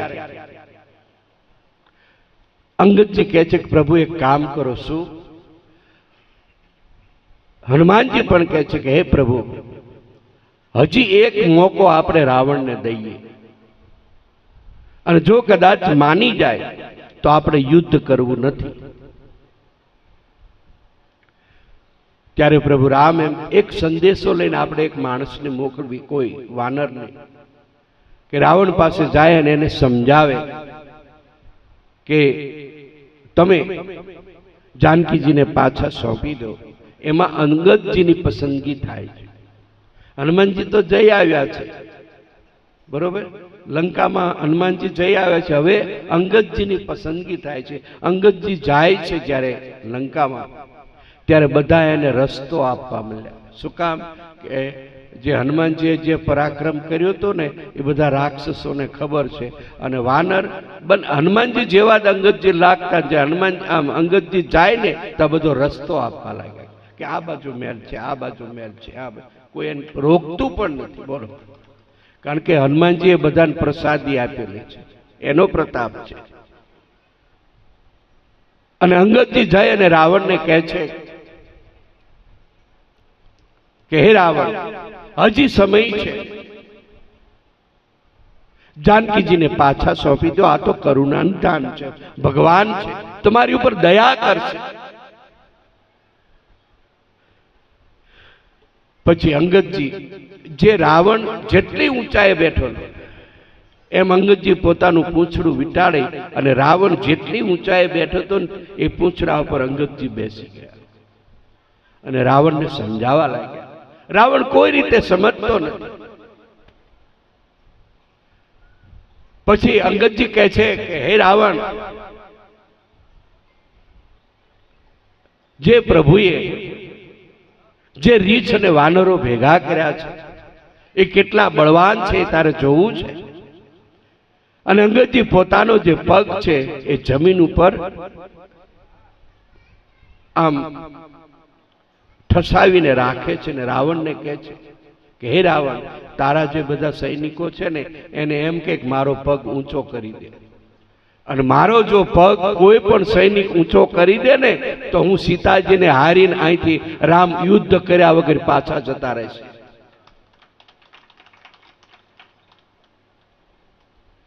અને અંગદજીએ પોતાનો પગ ધરતી ઉપર મૂક્યો. એક પછી એક એના જે રાક્ષસો હતા એ પગને ઊંચો કરવામાં આવે છે, પણ તલભાર પણ એ પગ ઊંચો થતો નથી. પછી રાવણને એમ થાય છે કે હું પોતે જઈ અને પગ ઊંચો કરી લઉં તો આ બધાને વિશ્વાસ આવે. એટલે રાવણ પોતે જ્યાં એ બેઠો હતો અને હનુમાનજી એ જે અંગદજીએ પોતાની જે હાથ હતો એ હાથને જ્યારે જમીન ઉપર પછાડ્યો ત્યારે આપણે 26મી જાન્યુઆરીએ જો ધરતીકંપ થયો ને એવો ધરતીકંપ થયો. અને રાવણ જે એ પોતે બેઠો હતો સિંહાસન ઉપર, એ રાવણ પણ નીચે પડી ગયો. અને એના જે મુગટ હતા એ પણ નીચે પડી ગયા. રાવણે થોડાક મુગટો લઈ અને પોતે શિર ઉપર ધારણ કર્યા. અને અંગદજીએ અમુક મુગટો લઈ અને પ્રભુ રામ પાછળ ફેંક્યા. અને આ રીતે રાવણ જ્યારે માન્યો નહીં ત્યારે અંગદજી વળી પાછા આવે છે અને પ્રભુને કહે છે કે પ્રભુ, હવે તો યુદ્ધ એ જ કલ્યાણ. અને પછી આગળ મેં જેમ કહ્યું એમ બંનેનું ઘમાસણ યુદ્ધ ચાલે છે. ઇન્દ્રજીત અને લક્ષ્મણજીનું યુદ્ધ ચાલે છે ત્યારે ઇન્દ્રજીત લક્ષ્મણજીને સાંગ મારે છે અને લક્ષ્મણજી બેભાન થઈ જાય છે. ત્યારે પ્રભુ રામ ખૂબ રડે છે.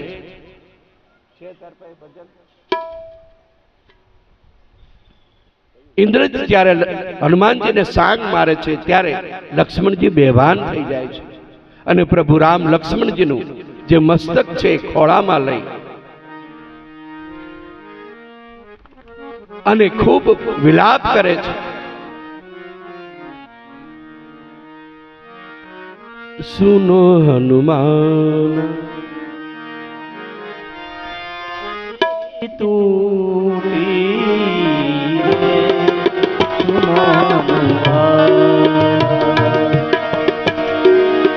સુનો હનુમાન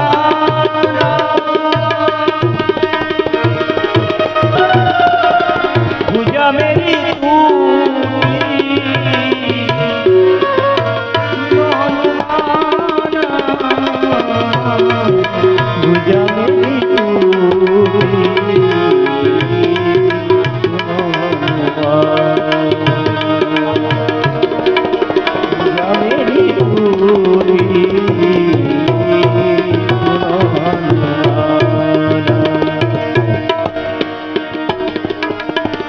અને આ રીતે પછી હનુમાનજીને કહેવામાં આવે છે કે લક્ષ્મણજી બેભાન થઈ ગયા છે, તમે એક કામ કરો, આની અંદર એક સુસેન વૈદ્ય રહે છે, એને તમે લઈ આવો. હનુમાનજી આખો સુસેન વૈદ્યનું જે ઘર હતું એને હાથથી ઉંચકીને પ્રભુ રામ પાસે લાવે છે. સુસેન વૈદ્ય એમ કહે છે સવાર પડતા એક સંજીવની કોઈ અહીંયા લઈ આવે તો હનુમાનજી જાગૃત થાય. હનુમાનજીની પસંદગી કરવામાં આવે છે. હનુમાનજી જાય છે અને સંજીવની લાય અને એને લસોટી અને હનુમાનજી જ્યારે લક્ષ્મણજીને પીવરાવવામાં આવે છે ત્યારે એ જે લક્ષ્મણજી જાગૃત થાય છે અને ઇન્દ્રજીત અને લક્ષ્મણજીનું યુદ્ધ થાય છે. એમાં ઇન્દ્રજીત પરાજિત થાય છે અને લક્ષ્મણજી એને મૃત્યુ દંડ આપે છે.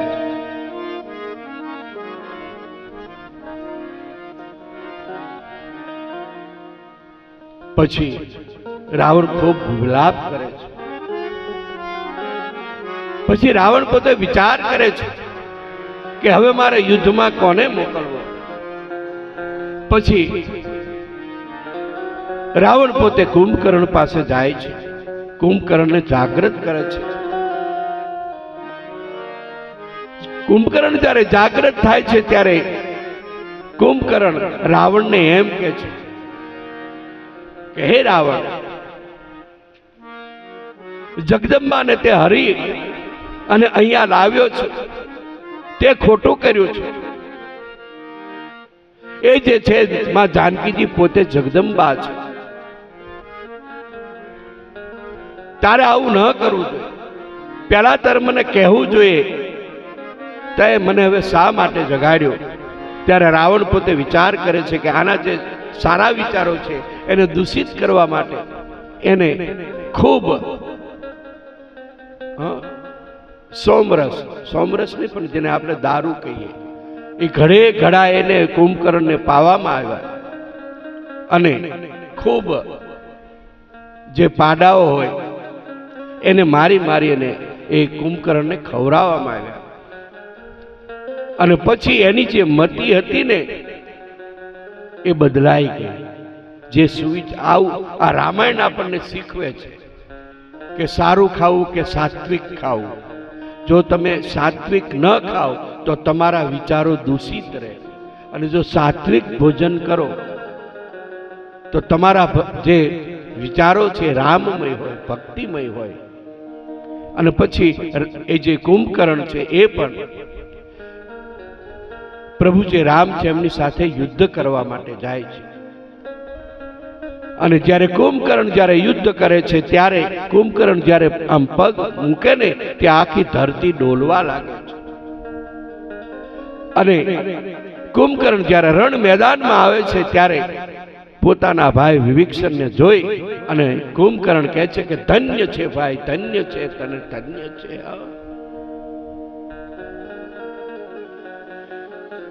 અને કુંભકર્ણ પોતાના ભાઈ વિભીક્ષણને બોલાવે છે અને બંને ભાઈ વાત કરે છે કે હે ભાઈ, તે રાક્ષસ કુળને ઉજાડી દીધું છે.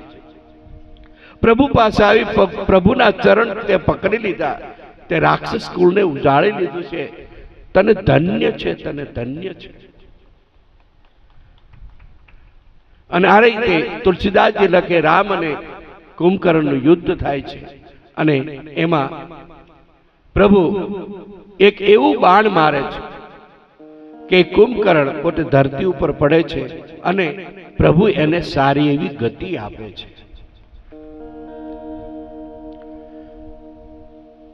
જ્યારે બધા જ પરાસ્ત થઈ ગયા ત્યારે રાવણ પોતે વિચાર કરે છે કે હવે શું કરવું.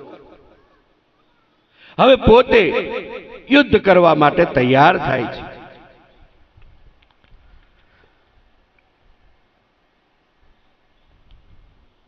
પોતે રાવણ પોતે વિચાર કરે છે અને રાવણ પોતે પોતાના સૈનિકો લઈને પ્રભુ રામ પાસે યુદ્ધ કરવા માટે આવે છે. ત્યારે ભગવાન ત્યારે બાણ છોડે ત્યારે એ જે રાવણ છે એવા જ બાણ પ્રભુ સામે છોડે છે. ભગવાન જ્યારે 30 બાણ મારે ત્યારે 20 ભુજા અને 30 એના જે મસ્તક છે જે પડી જાય છે, છતાં પણ હવા હતા એવા નેવા. આ તો નિશાચર છે. વળી પાછો રાવણ હતો ને એવો ન થઈ જાય. ત્યારે પ્રભુ વિભીક્ષણજીને પૂછે છે કે હે વિભીક્ષણજી, આ મરતો કેમ નથી? ત્યારે વિભીક્ષણજી કહે છે કે હે પ્રભુ, તમે જે 30 બાણ છોડો છો ને એને બદલે 31 બાણ મારો, અને 31મું બાણ છે ને એને નાભીમાં અમૃત કુંભ છે. રાવણની નાભીમાં અમૃત કુંભ છે. 31મું બાણ તમે એ નાભીમાં મારી અને એને તમે અમૃત કુંભ એ બાણથી તમે શોષી લો તો રાવણ મૃત્યુ પામશે. ત્યાં સુધી રાવણ મૃત્યુ નહીં પામે. ભગવાનને ખબર હતી તોય વિભીક્ષણને પૂછ્યું. કાલ સવારે વિભીક્ષણ એમ નો કે તમે મારા ભાઈને શા માટે માર્યો, એનો શું ગુનો હતો? વિભીક્ષણ ફરિયાદ ન કરે એટલે પ્રભુ રામને પૂછ્યું, વિભીક્ષણ આનું મૃત્યુ કઈ રીતે છે? વિભીક્ષણે બતાવ્યું. અને આ રીતે 31 બાણનું અનુસંધાન કરી અને પ્રભુએ જ્યારે રાવણને માર્યું ત્યારે રાવણ આખી ધરતી ડોલાવતો ડોલાવતો રાવણ હે રામ હે રામ હે રામ કરતો ધરતી ઉપર પડ્યો અને રાવણનું મૃત્યુ થયું. શ્રી રામ જય રામ જય જય રામ, શ્રી રામ જય રામ શ્રી રામ જય રામ જય જય રામ, શ્રી રામ જય રામ જય જય રામ, શ્રી રામ જય રામ જય જય રામ, हम रघुपति राघव राजा राम, रघुपति राघव राजा राम, पतित पावन सीताराम, हम श्री राम जय जय राम, श्री राम जय जय राम, श्री राम जय जय. હવે ખાલી પ્રભુને રાજતિલક કરવાનું છે એટલું બાકી છે. કથા અહીં વિરામ તરફ જઈ રહી છે. તો જે કાંઈ જાહેરાત કરવાની હોય પ્રભુને ખાલી રાજતિલક કરવાનું છે. તો આપણે બાપુને વિનંતી કરીએ કે હમણાં જ્યારે ચોપાઈ બોલું ત્યારે જે રામચંદ્ર ભગવાનનો ફોટો છે એને તિલક કરે, એને અબીર ગુલાલ કંકુ ચોખા ચડાવે અને જે પોથીજી મહારાજ છે એને પણ 5 ચાંદલા કરી અને ભગવાનને રાજ તિલક કરે. બાપુ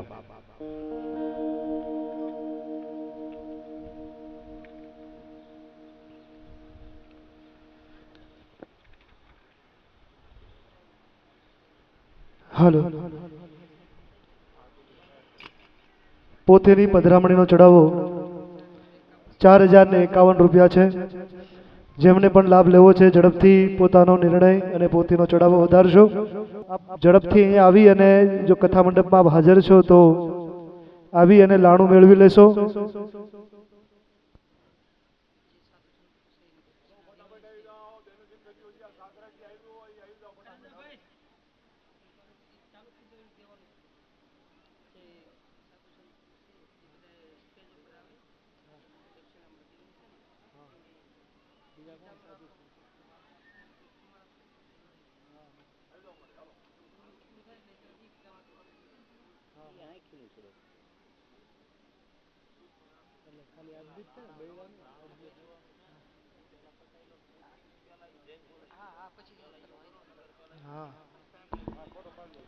₹4500 પોથીની પધરામણી।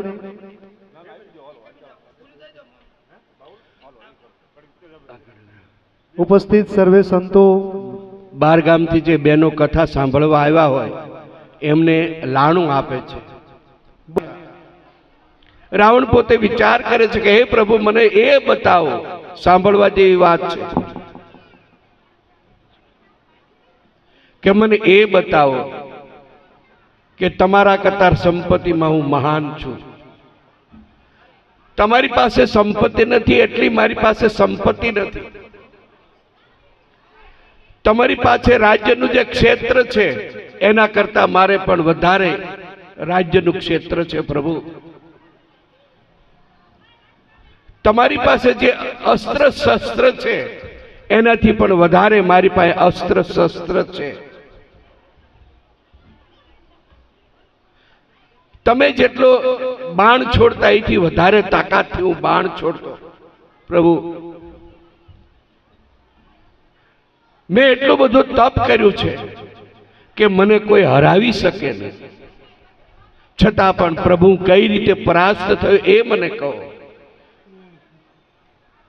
હું તમારાથી વધારે પ્રતાપી હોય એમાંય વળી બ્રાહ્મણ છું પ્લસ ઋષિના, તો પ્રભુ મને એ કહો કે હું તમારી પાસે હારી કેમ ગયો?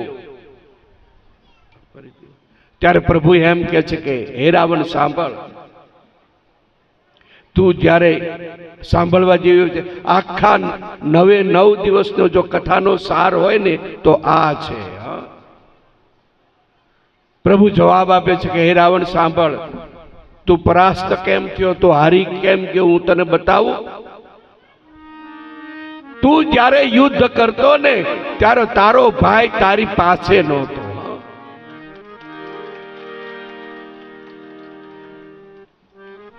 અને મેં જ્યારે યુદ્ધ કર્યું ને મારો ભાઈ મારી પાસે હતો। આ કથાનો સાર છે, આમાંથી કાંઈક શીખજો। બને તો ત્યાં સુધી મોટા ભાઈ કાંઈક બોલે ને તો હંમેશા એમ કેવું કે મોટા ભાઈ તો બાપ ઠેકાણે કહેવાય, આપણને કહેવાને લાયક છે।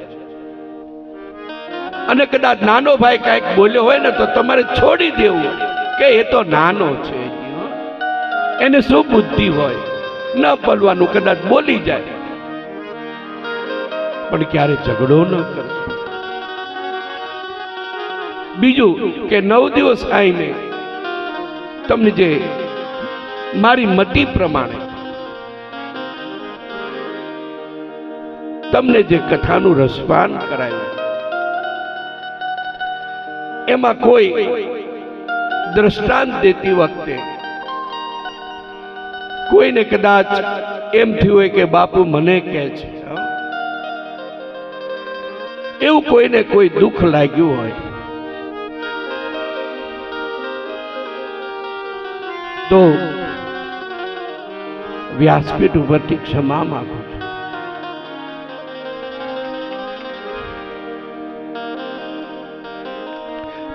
તમારો જે ભાવ પ્રેમ છે એ ક્યારે હું ભૂલી નહીં શકું।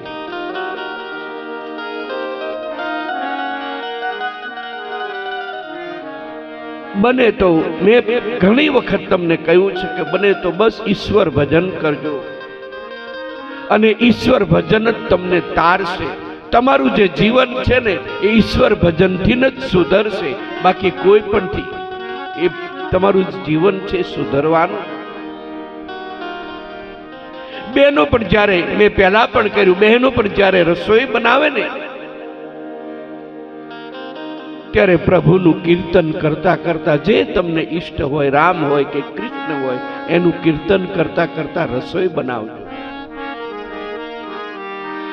અને આખું ઘર જ્યારે જે જમશે ને ત્યારે એ પ્રસાદ બની જશે. કોઈને આખા ઘરની અંદર કોઈને ખોટા વિચાર નહીં આવે.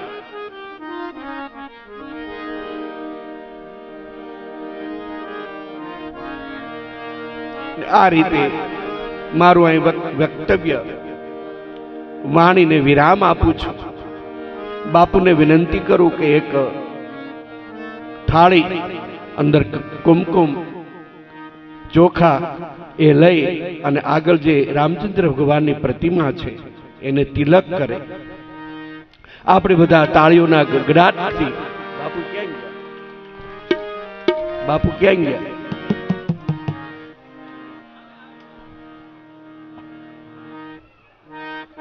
હા, જે બાપુ હોય આવો ને, આપણે જે બાપુ હોય ત્યાં ભગવાનને તિલક કરો. અબીર ગુલાલ કુંકા ચોખા અને પોથીજી મહારાજને પૂજન કરો. પ્રથમ તિલક વશિષ્ઠ મુનિ કીના. તાળીઓ પડાવો.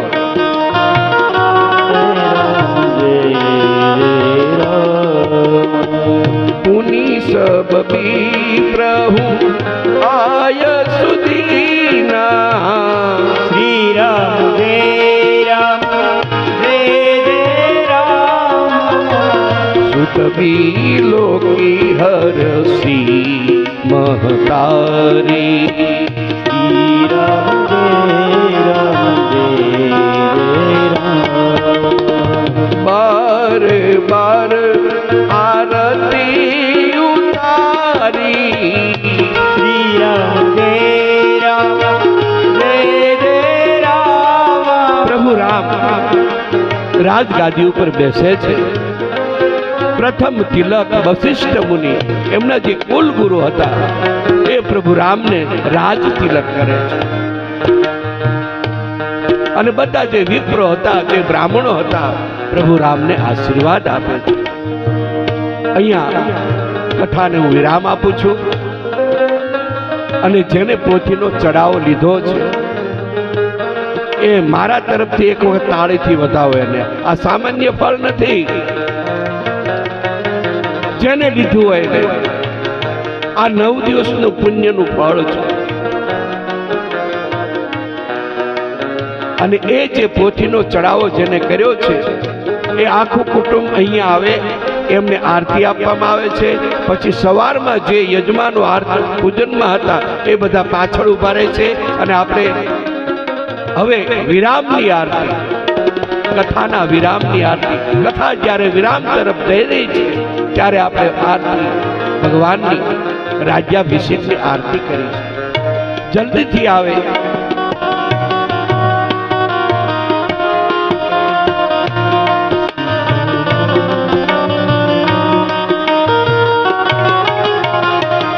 राजा राम राम राम, सीता राम राम राम.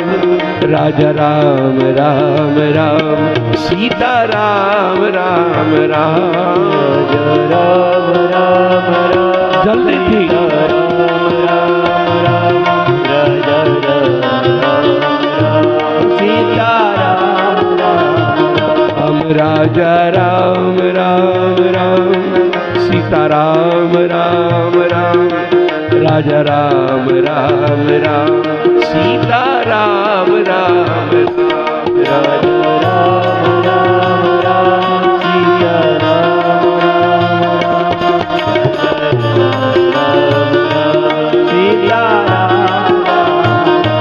સીતા રામ રામ રામ.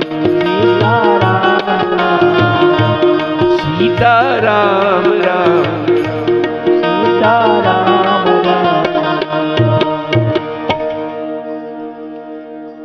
પ્રથમ તિલક વશિષ્ઠ મુનિ કીના. પુનિ સબ વિપ્ર આય સુદિના સુત બિલેવ કે હરસી મહતારી બાર બાર આરતી ઉતારી. અને પ્રભુ રામ જ્યારે રાજા જ્યારે સિંહાસન ઉપર બેઠા ત્યારે બધી માતાઓ પણ આરતી ઉતારે છે.